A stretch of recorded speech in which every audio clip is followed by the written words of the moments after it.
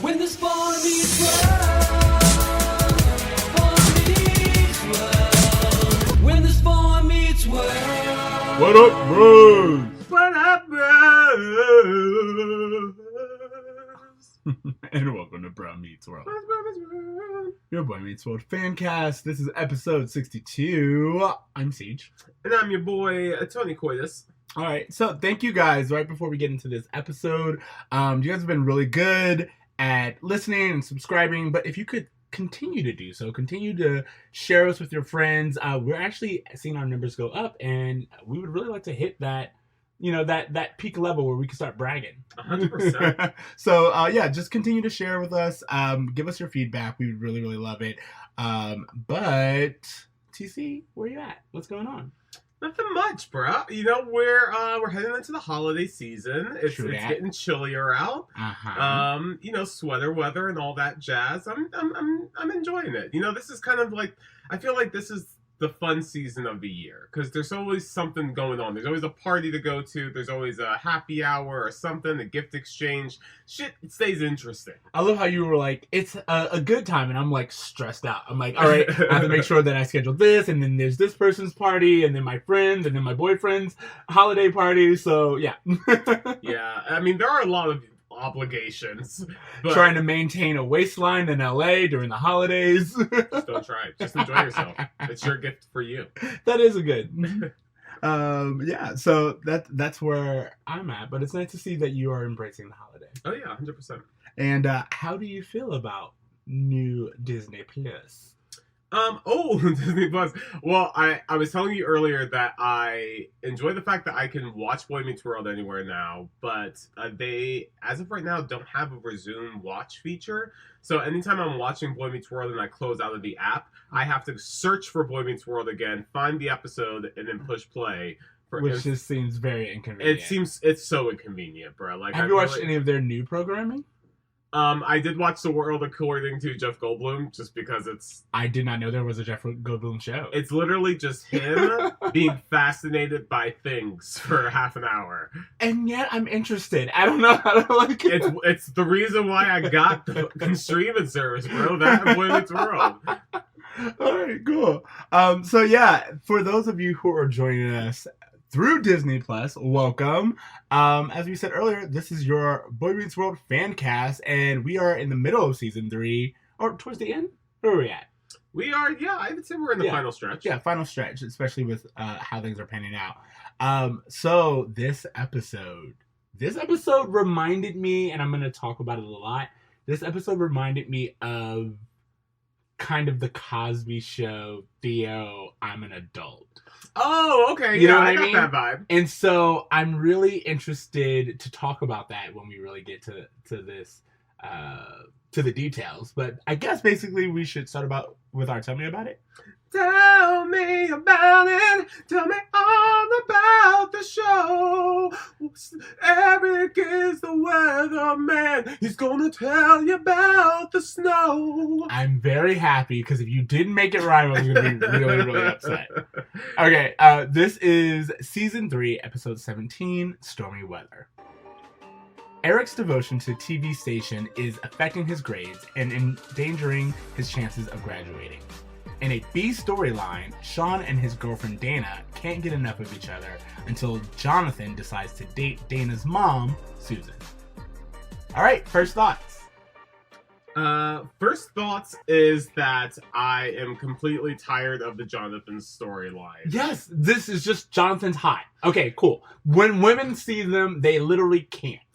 Before we even move into the Eric stuff, I mean, for me, the thing that really pops off with this episode is how I feel that the connection between Jonathan and Sean is almost non-existent, and that his purpose in the show is really kind of falling flat. Him and Eli. And Totally. Don't get me wrong, I feel like they were trying to do something with Eli at least. Yeah. You know, but they didn't really use him in the way that they should have. And I feel Totally. like a lot of things that should have been said by Eli were said by other characters. I just don't know that they know what to do with Eli. And he's black in the 90s. What do they do? Well, I mean, Eli is partly responsible for for Eric's internship. So, I mean, I guess he is playing into the overall plot, but I still feel like that was something that Feeney could have easily told him about. Well, that's what I'm saying. Like, a lot of what was going on, don't get me wrong, Feeney and Eric have the history. So I understand why they chose Feeney to be the one, but it would have been something that they could have used Eli. Totally. To be the class that Eric's failing. Totally. What were your initial thoughts of Eric versus Alan and that whole thing? Again, I thought about the Cosby Show, and like I want to save that because I don't have kids, so it's going to be a little bit harder for me to say what I would do, but I had very strong people of color would not stand for this mentality. Like, I was watching this being like, oh, if I could just tell you the lecture that would have gone on. You would not have left that household. I don't care what happened. If you leave that household, guess what? You coming back to locks changed. Alan kind of does that a little bit in the episode where he's like, oh, you're an adult, you're going to start paying for rent, you're going to start paying for food. That shit I felt like was right on. Absolutely. So, do we want to go into the roll call before we start dissecting this further? Yeah, okay, a little bit. Roll call, we get Rosalind Allen, who is Susan, plays Dana's mom, Susan, which is, she's very 90s hot. You know what I mean? Like, 90s kind of like Seinfeld, Woman of the Week. I was like, yeah, okay. I don't know why her character was needed. I don't know why they would.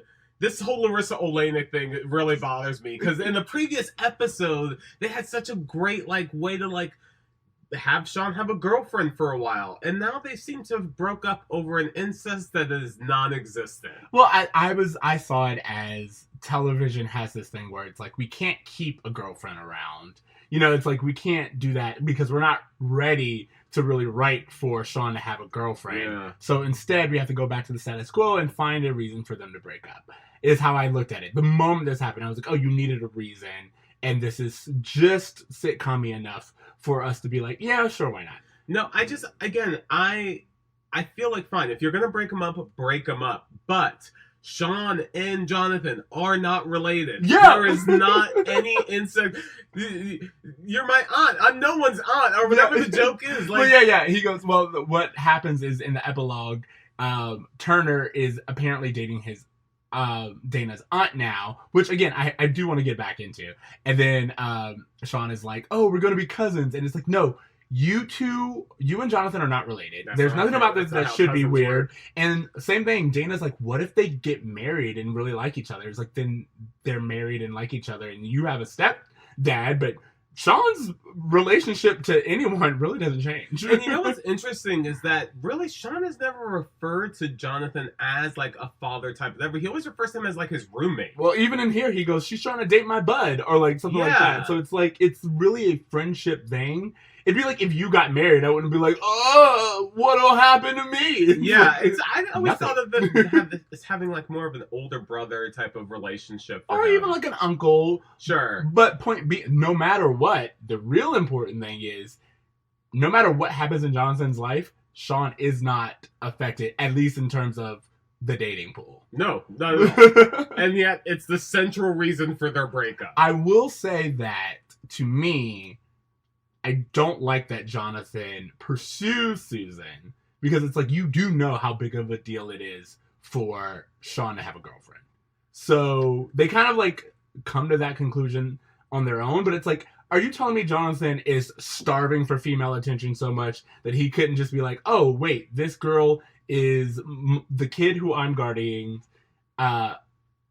this woman is the kid who I'm guarding's girlfriend's mom. Maybe that'll be weird for him. I can sit this one out. Because, again, anytime he talks to another woman, her panties drop. I'm so happy you brought this up, because Jonathan literally hesitates for not even a second to jump into this chick's pants. And it's startling because you're right. Like, he understands what this relationship means to Sean. Yet he still is, like, down to clown with this woman. and openly flirt in front of them. To be fair, she's putting it out there because she was like, "Oh no, we're divorced," and he's like, "Oh, I'm so sorry." She's like, "Oh no, it's been a while. It's been a long time." And I was like, "Oh, she's trying to get them cobwebs knocked out." Good for you, Susan. I have to ask you while we're on this: did you have a hot for Turner? Turn on my Turner. Honestly, here's the thing. I think at this point in time, this storyline of Turner's so attractive, people can't stand themselves, just wore thin on me. You know what I mean? It's like, even as much as I could be attracted to him, I was more so annoyed that they were going this way again. Yeah. Like, even with, like, again, when I think of the other shows at this time that use, like, hot person, i.e. Friends, and it's just like, Joey's so hot that women just throw themselves at him. They still give him other hobbies. We know he likes sandwiches. We know he's an actor. Like, you know, it's like, they give him depth, whereas Jonathan he's a teacher when they need him to be a teacher. He's a guardian when they need him to be a guardian. And any other time, he's just hot. Yeah, he's a panty dropper. Yeah. and what's interesting, too, is that, like, he is best when he is more of the, I don't know how good looking I am guy. Absolutely. And I feel like that, like, gives him a little bit more admirable qualities. Because there's times in this episode where I just straight up don't like him. So, I don't know. That's what I'm saying. Absolutely. That's what I agree with. Do you have anything about this? Because to be fair, I will say, I found it entertaining. I don't love it, and I feel like we could have done other things. But as far as B storylines go, we also could have gotten more of Corey being nonsense. So I was like, it's not bad. Corey was whatever in this episode. Exactly. It was weird that we continued so hard with Sean and Eric when Corey's there. It's actually been. I remember this. Has said that whenever there was an episode that focused more on Sean and Eric, it was because he was usually sick or doing like promotional work somewhere else or something like that. So, Will Friedle has said he always loved it when Corey came down with the cold because he got to grab the spotlight. Yeah. So, what are your thoughts on this weatherman situation? Okay, so let's go into this. First of all, I think that there is a lot of really good here. And I think, if anything, as I mentioned earlier, I would like to see this storyline fleshed out a little bit more. Totally. Because we get a lot of information in a lot of condensed time. Eric's really good at being an intern, which I think is great. You know, it shows that Eric has the work ethic that we thought he had, or that he presented himself as when he interviewed for the job. He seems to think ahead. You know, it's like, I think all the time where we see Eric as being an airhead, it just shows that he's just honestly disinterested. Totally. And the moment he finds something that he's interested in, he's really good at it. 100%. So much so that they trust him to be a replacement, which I think, you know, that says a lot. Other than the fact that they didn't want to pay a union worker, you know. But I thought that was a really cool thing. But then also, it's Eric's birthday in 2 days, and he's turning 18. But then also, he is failing out of school. But then also, you know, it's just like, that's what I was like. We're getting a lot in here, and I felt like this either needed to be spread out or really, really paid attention to. I was gonna say that too. I feel like if this were made now, it would be like his seasonal long arc or something like that, of how this internship is both inspiring him and conflicting with his goals for overall success of doing well in school. Eric straight up drops out of high school in this episode. Up. Just understanding that he's gonna be A-okay. So, I mean, like, it's so weird because I honestly, like, I don't know where to start, because let's just start with him being an intern before he gets on the air. Okay. Let's talk about that. Because, again, in the spirit of 2019, his boss took his pants off in front of him. First day on the job. Yeah, so him too, guys. I think, you know, we didn't finish roll call because I think it's really important to talk about John O'Hurley, who plays Cal. He's great. He also played Mr. Peterman on Seinfeld, which I like. Again, that's who I know him as, and anytime he shows up, he's just forever Mr. Peterman. And I loved, like, he has this weird, like, you said character actor, but I feel like he plays the same character. And it's, like, one that reads so well, and I don't know how to describe it other than entitled wealthy guy. You know what I mean? His aura, doesn't he come across like a white version of Trevor from Fresh Prince of Bel-Air? Yes! Oh my god, I'm loving this. And I know that's just probably a weatherman like thing, but just the way they talk and carry themselves is very... Again, it's like this unearned pompousness. Totally. You know what I mean? Where it's like he thinks that he's grander than he is. And don't get me wrong, he is a really big deal at this TV station. But at the exact same time, you're like, you're also the weather guy. Yeah. So like, it's the way doctors feel about themselves. It's like, yeah, we understand, but they're doctors everywhere. Exactly. Or DJs. Yeah. You're like, DJs. Yeah. All right. We apologize to the doctors / DJs. I would love there to be a doctor / DJ. Oh, live your dream. DJ baby drops. When the beat and the baby drops. I love it. Yeah, so Eric is a bitch for this news station. He's an intern, which, to be fair, all interns are bitches. What I want to know is, like, okay, this is a school-run program. Mm-hmm. Eric is 17 years old, at least for the time that he is hired in, the first part of his internship. If his school-sponsored intern job is asking him to do responsibilities that take away from his schoolwork, that ask him to be away from school during school hours, how is this Eric's fault? Well, I don't think that they are. I think that they always position it in the episode that Eric is doing so voluntarily. Eric is getting there early. Eric is doing all of these things kind of to show how great he and how much of a resource he is. And again, to that, I like, but I agree with you that it's kind of someone's job to be like, it is, I don't know, 2:15. Why are you here? Yeah. Like, you're rushing off to deliver some guy his wig at 10 a.m. in the morning. They're not questioning why you're not in school? Exactly. Like, it's shit don't like get me wrong. You can't, like, every period can't be like a grace period. Yes, exactly. And I just feel like things like that were just a little irresponsible just because we know how Eric is when it comes to, like, ways to be successful. Like, if he finds something that he feels like he's good at or that's easy, he's going to throw himself into it. So I just feel like part of it, yeah, is Eric needing to, become an adult when he's turning 18. He's an adult. He needs to make adult decisions. But I mean, if I was a part of a school-sponsored program and they said, hey, do this and you don't have to go to class, I would 100% do it. Yeah, keep going. I mean, I kind of want to talk to you about Alan and Eric. Yes. Okay, so let's get into this. Because what happens in the episode is that Eric gets a chance to be on TV. Well, first of all, before we get there, let's talk about his schoolwork. Because we see him skipping class. Eli mentions that he hasn't been there. And Eli even comes to the station to be like, hey, man, what are you doing? Like, you should be at school right now.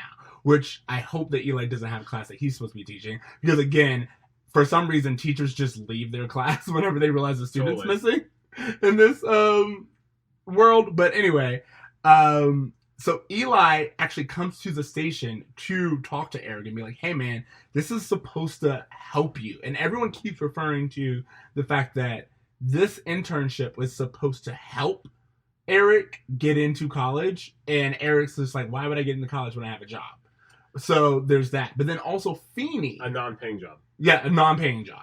I mean, he's young, so there's that. But then Feeney also is like, look, you are supposed to be in my class. I haven't seen you. You're at risk of not graduating. Feeney's also your principal. Yeah. Let's just put that in there. He's not just your teacher. He's your principal. And he's telling you, you will not graduate. And then after all of that, Eric gets an opportunity to be on TV to actually fulfill his dreams. And the first thing Feeney has said is, I actually came here to talk to you about your Well, no, not entirely. He was waiting at the house with Alan and Amy, and they were like, bravo. They gave him a bit of an applause. But then, after congratulating them, they were like, hey, by the way, we need to talk about this for serious stuff. And, like, Eric was just on the high from coming off the TV, so he just wasn't ready to hear that shit. So, yeah, I think it was poor timing on Mr. Feeney's fault, but you can't soft pedal the real, bruh. Well, I don't think it was bad timing for Mr. Feeney's. Mr. Feeney, again, the principal and your teacher came after hours to tell you are failing. I will let you make it up by giving me a paper that no one else has been assigned and giving you a deadline that's not tomorrow. I didn't say I need it tonight. I said by the end of the week, Friday, I need your paper. And it's insane that we would even question, was this the right time to tell Eric? No, he could have not said anything. Yeah. You know what I mean? Yeah. And I feel like this is, we go through this a lot. I have a little bit of the issue with the fact that Eric is given so many chances. This is not the first time we've heard about it. This episode reeks of privilege, bro. I mean, again, he's quitting school thinking, I'm going to be alright. And that's kind of a privileged thing, too. Because he knows that, like, worst comes to worst, my parents will take me back, or I'll get to go back to school. Absolutely. So, I mean, I just thought that was an interesting... So it's the night before Eric's birthday, and he basically announces to his parents that he's not going to go to school the next day. He's going to go to his unpaid job.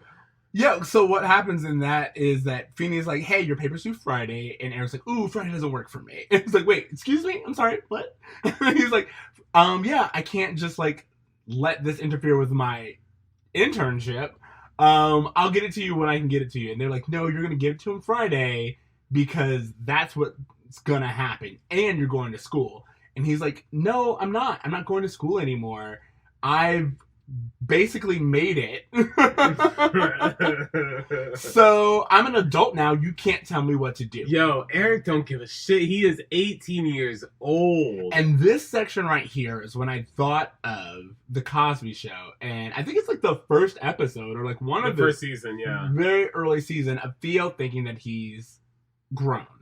And I just, or like even, I think they do it in My Wife and Kids. Dude. You know what? The Cosby Show was, can we just pause? Like, what a great show. That first season, Absolutely. Oh my God, bro. That's like it's like an album where every song is a good song. Like, I know. This is me separating the man from the Thank art. you. I know it's something that we struggle with, but specifically this episode, I was like, what's interesting to me is how young Theo is when they have this conversation. And it's something that people of color, in general, have these kind of conversations with their kids early on. Well before they turn 18. Well before they turn 18, where it's like, you think you're grown, but the world is so much more complicated and asks so much more of you. The only thing that we ask of you is to go to school and get good grades. Yeah. And if you can't do that, you can't live here. And I'm like trying to think of whether or not that the whole do as I say or get out is a good approach. But I feel like in general, it should definitely not be you get to just decide that you're not going to school and then go up to your room. What did you think of how Alan treated Eric the morning of his birthday? Again, I think that it was clear that Alan was really, really upset. And he was like, so you're going to school, right? And Eric was like, no, I'm not. And I was like, all right, so you did approach this completely wrong. No one sat down with Eric and was like, let's think this through. This is a school internship. If you quit, you no longer have the internship. You haven't signed a contract saying that you have the job. So, like, you know, if they haven't done any of those things. It was just a lot of threats. And on top of that, empty threats. Well, because you're right. Because no one explained to Eric, like, sat down and explained to him what would be the ramifications of this. He is making an ignorant decision that they're getting mad at him for when he doesn't know any better. And he is 18, which, I mean, don't get me wrong, he should have some sense of how the world works. But I'm just saying he is young enough to be naive and think that this is a lock. So he was he was naive enough to believe he could be a mole model. Yeah. I mean, like, this is the kind of shit Eric does, bruh. But what I do like is that, you know, this showed Eric's passion for something. Yeah. Like, this, I think, should hopefully tie in more to why he wants to get into college so badly. Absolutely. At least I'm hoping so, because there's the fact that he's legit like fighting with Feeney, he's fighting with his dad, he's fighting with them because not only does he think he knows better, he just doesn't want this thing that's going so well for him to go away. But also, like, just like the passion that he has for it. Again, he's like the power of affecting millions of people. Like, it's really interesting that Eric just sees like the reasons why Eric pursues this particular dream. And I feel like it's something that he feels like he can influence the world in the best way he can. Totally. And again, like even with Corey, when Corey's going outside, he's like, yo, bring a jacket or like whatever. And it's just showing that he really does care. But he even says, it's just clear that you guys don't see how important this is to me. And I do think that what both parties are doing, meaning Alan and Eric, is they're both saying, you don't understand what I'm trying to do, and therefore I'm not going to pay attention to you because you're not paying attention to me. Yeah. Instead of both parties being like, hey, let's talk about this and let's really explain. Like Eric needs to explain why it's so important to him and why he feels that this is worth sacrificing everything for. And then his parents can sit down and be like, all of that is great that you're passionate, but this is the reality of the decisions that you're making.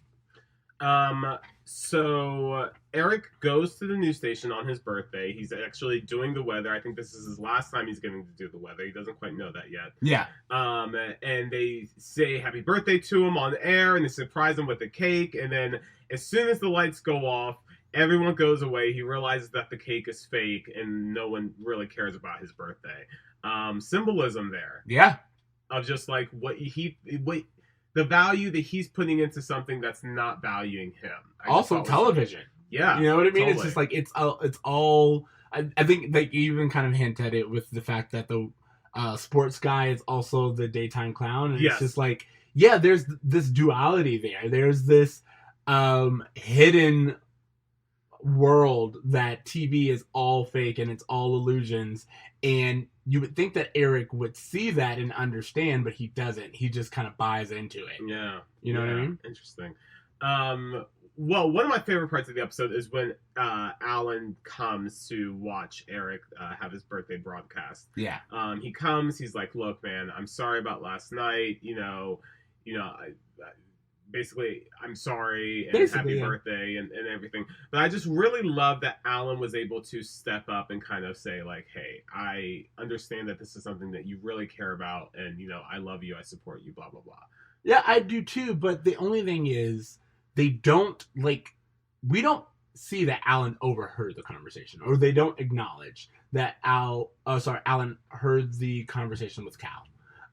And then on top of that, he comes and he's like, hey, I'm here. Oh, you're right. The conversation with Cal happened before. Exactly. Okay, yeah. And he's like, hey, I'm here to support you. I want to make up for this morning.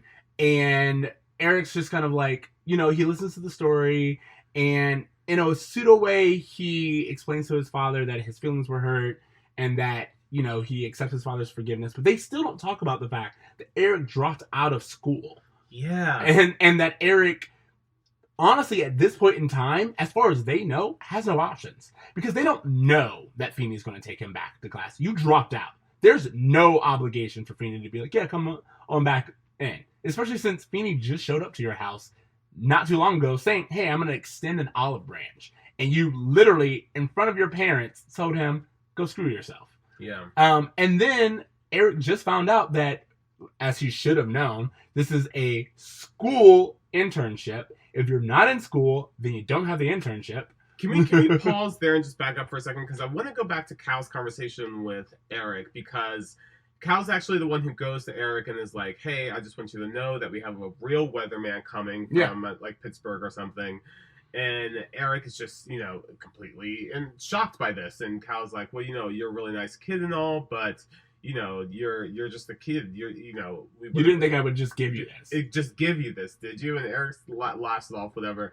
But what I like is that Cal says, you know what, I really like working with you. Go to college, and when you come back, there's a job waiting for you. Well, what's interesting to me is when I saw that scene, and I've watched this episode a few times, when I saw this scene, I laughed because he immediately goes, once you graduate college, hit me up. Yeah.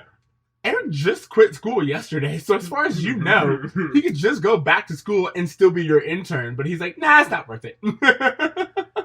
Yeah, and just the fact that Eric didn't understand that this was a student-based internship just goes to show how little he's thinking any of this. Absolutely. And it's also interesting that no one else mentioned it. Like, Mr. Feeney didn't say anything the night before when Eric says that he's quitting school. And I would imagine that Mr. Feeney has the authority to cancel his internship. So Absolutely. Why not just be like, hey, you're going to lose your internship if you don't... This is what I'm saying. I mean, if we're being honest, because television, but also in this world, no one really acknowledged the fact, and don't get me wrong, Eric should have considered the fact, but no one acknowledges the fact that this internship, this entire experience is tied to him being in school. So quitting school was the absolute dumbest thing that he could have done. And as far as Alan and... Didn't he tell Eli and Feeney? He told them both that he was going to quit, Yeah. and neither of them bothered to tell him. Absolutely. And everyone keeps reiterating this internship was supposed to help you get into college. And as I was saying, by the time that Eric has gotten fired, there is no internship, there is no job, and he has quit school. And to be fair, we don't see him like fill out any paperwork or anything, so he probably just can come back. But what is to say that John Adams would have taken him back? I don't know how school works, but if you drop out of one school, I don't think they're like required to just let you re-enroll. Yeah. Yeah, I mean, this episode was, I thought, for Eric, it was nice to see that advancement, but overall, I just kind of wish, like you said, that it wasn't so rushed, that it wasn't so much, so little. Alan does say something kind of nice at the end where he's talking to him, and he's like, you know, I dropped out of high school, or I went directly into the Navy right after I didn't high go school. to college, and it made my life a lot harder, and I didn't want that for you. Like explaining his mindset, and telling him, you know, no matter what, I'm there for you. So, again, I just thought it's nice seeing, I guess, Alan's presence when it's done right. Absolutely. I think adds a lot to an episode, and we haven't seen a lot of him this season. He made it up a huge part of season 1 in a way that was kind of useless, I thought. But in this season, I feel like when they are using him, they're using him very well. Well, Alan has always kind of been Corey's father first. Yeah. As far as the show's concerned. And I feel like lately and in the future, he will really start to be involved with Eric more so. Yeah. And then we'll get like moments in days with him and Corey. But yeah, he was always Corey's father. Like, it was clear that Corey was his favorite. Sure. And now that Eric's getting older, and I just think it's like 2 men in the house. You know what I mean? Yeah. Or 2 assumed men, because Eric just turned 18, and, you know, he does that whole thing where he's like, you know what? If you need rent, here's rent. Yeah. Well, here's breakfast. And it's just like, no, son, if you want to talk that big of a game, you better have all the rent. And if you don't have all the rent, then guess what? Your stuff will be on the curb by the time you get back.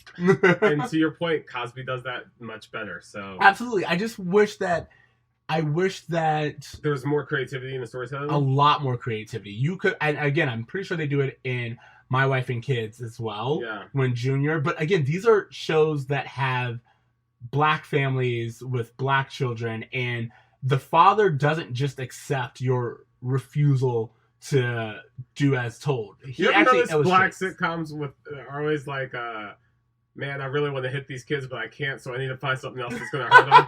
Like, it's always some shit like that. That's where the creativity comes from. I mean, there's that, but then also, I think that the Hughleys was like that. You know. Just in general, the lesson for people of color is always, you don't just get to quit. You don't just get to decide you're not going to do something or that you're grown.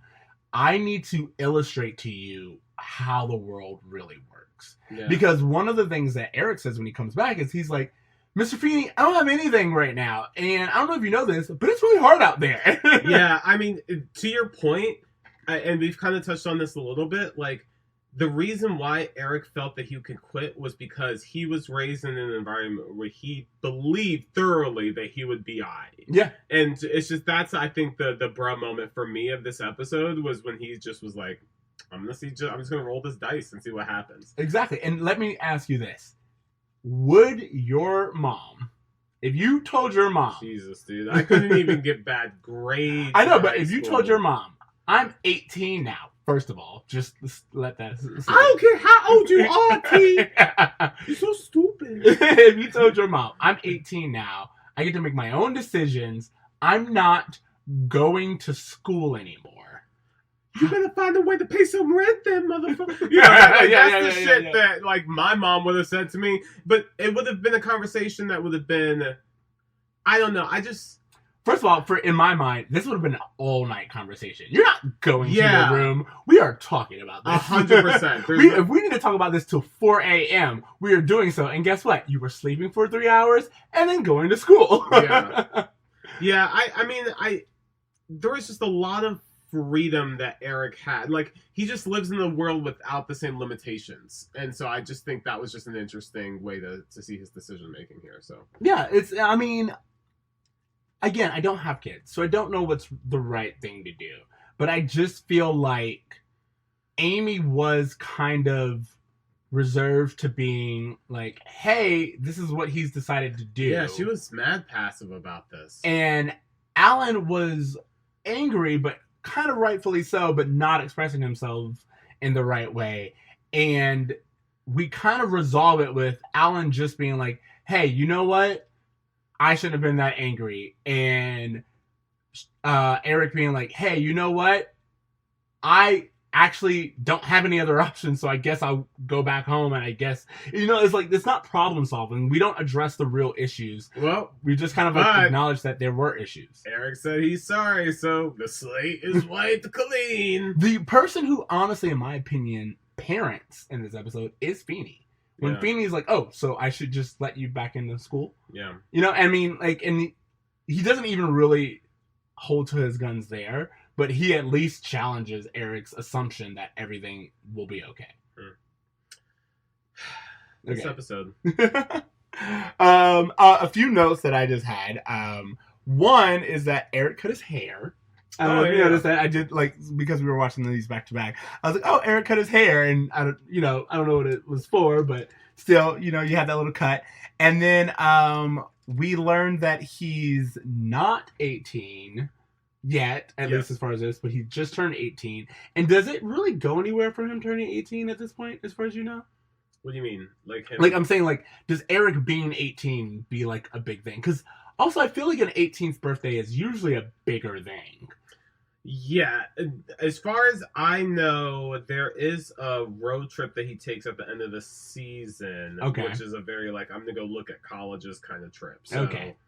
Kind of thing. There's that. And then finally, a reminder that everyone should know, Lincoln freed the slaves for both moral and political reasons. 100%. So Feeney out here teaching the truth. It wasn't just because Lincoln thought that slaves didn't deserve to be in slavery. It was for political reasons, and I think we should just acknowledge that every now and then. Yo, Feeney, stay woke. Exactly. So that's pretty much most of it. Anything else? The one thing I thought is that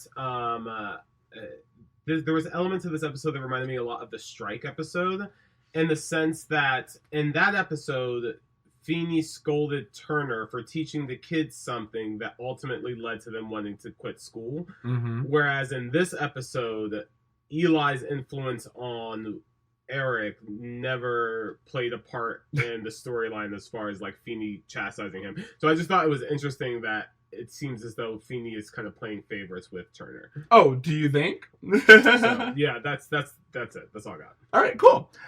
So bra moments. Do you have it? I know you mentioned one earlier. Yeah, that's all I got. All right, cool. Did I have, like, a bra moment? I think The boss dropping down to his boxers in the middle of a news station is 100%. Honestly, I cannot disagree. That is a very big. Okay, Yeah. so this is exactly what Me Too was about. 100%. And then grade. What grade are you? You know what? I gotta be super honest. Like, I saw this episode and I thought I would be like kind of jazzed to talk about it, but as we're sitting here, I'm like, I think this episode was kind of boring, and I don't understand why I feel that way, but it just didn't give me what I wanted out of something that had the potential to give me a lot. I think if they would have made the story simpler, it would have been more effective. But because there was so much happening, and then all this bullshit with Turner in the background, like, I just couldn't. I think it was a little sloppy. So what grade did you give it? I'm gonna give it B-. I'm gonna give it a B-. I put it because here's what's funny. I actually really enjoyed this episode. Yeah. And I feel like everything you said, but the opposite. But I'm still giving it a B-. And what I mean by that is I was entertained. It really took me on the ride. I wish they had done more. I didn't feel like there was a lot going on. I felt like there wasn't enough going on with the A storyline. Yeah. But because of that, and because of the way they handle it, and as we've been talking through it, I realized it's like they just kind of hit milestones. Really, they didn't really go into depth on anything. That's why I'm giving it a B-. All right. Yeah, sounds good. Absolutely. Okay, now homework. What's your homework? Well, I'm gonna let you lead the homework. Okay, absolutely. So, because we spent our time watching these episodes on YouTube in between them being on Hulu and Disney Plus, I actually started to look at a lot of my other YouTube stuff, and one of the series, I guess you could say, that I follow, but I've really started to watch more of lately is AJ Plus, which is Al Jazeera's YouTube series. They have a lot of really great, just, I guess, explanation videos or in-depth reporting. I don't know for those who know about Al Jazeera, but they are one of the more notable and credible news media sources, and they started doing YouTube videos, and they have things like the one I sent you, TC, earlier this week, which is why so many black people in the US can't swim. There's one that talks about how disco changed everything, the effects of Brexit and how it ties into World War II and Britain's identity crisis. Okay. They just do a lot of really good, I guess, reporting videos. I don't know what you call them. Sure, I'm so sorry. But either way, I find it very those interesting. little 3-minute docs, you know? Yeah, 3-minute documentaries. Yeah. And they're really, really interesting, well-cited, entertaining, and I really, really enjoy them, and I hope you will too. So that is my homework. Okay, so I know exactly what my homework's going to be. Okay. And it is a podcast called You Must Remember This.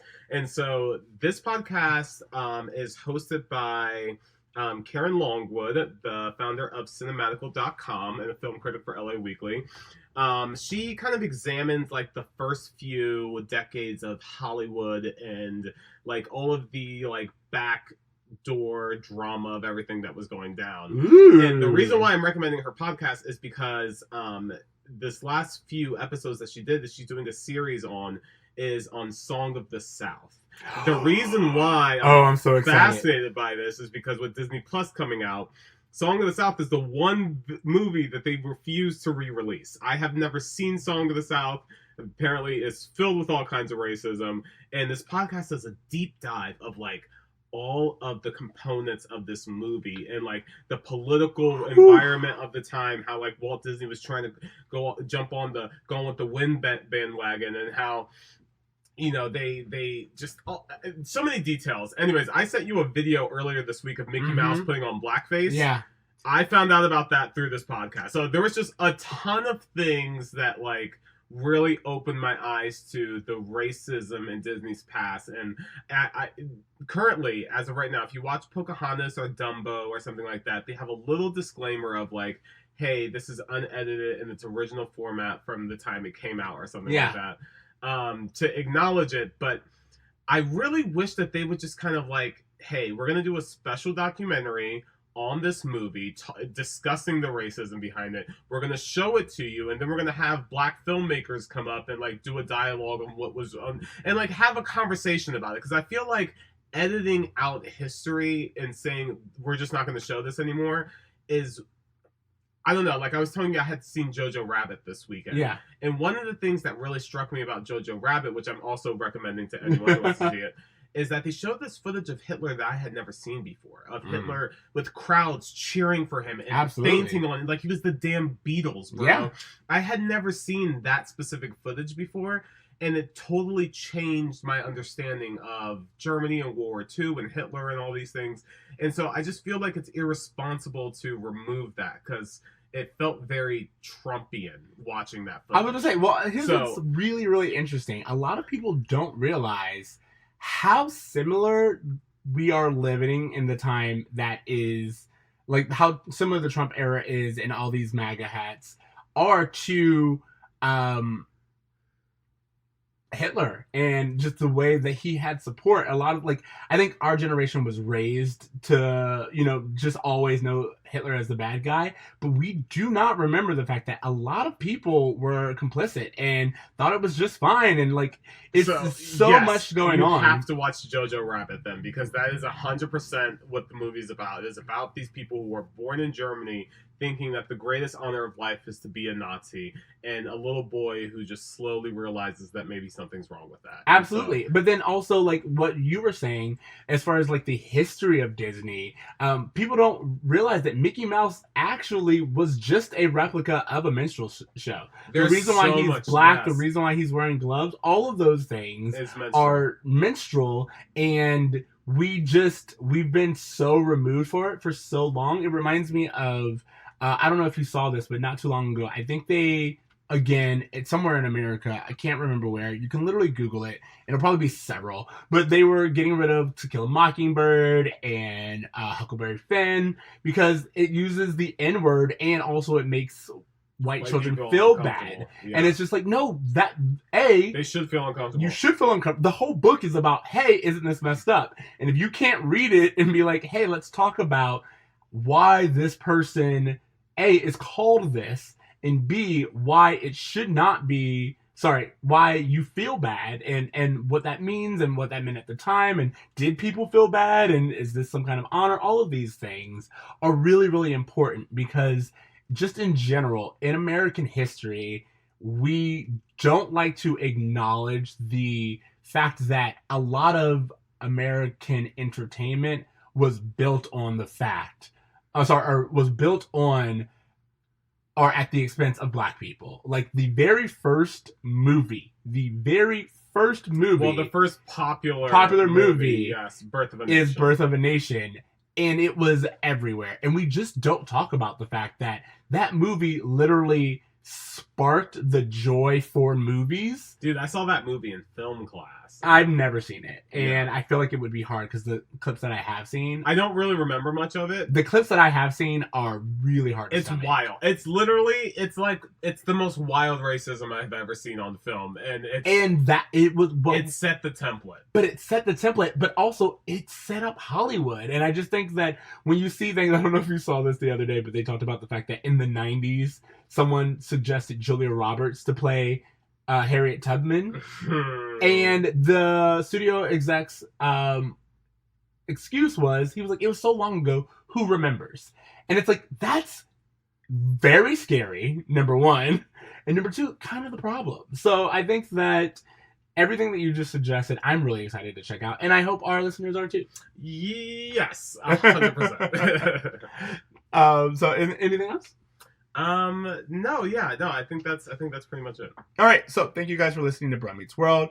Remember, you can find us on all of the places that you listen to your podcast. Please leave us a rating, share us.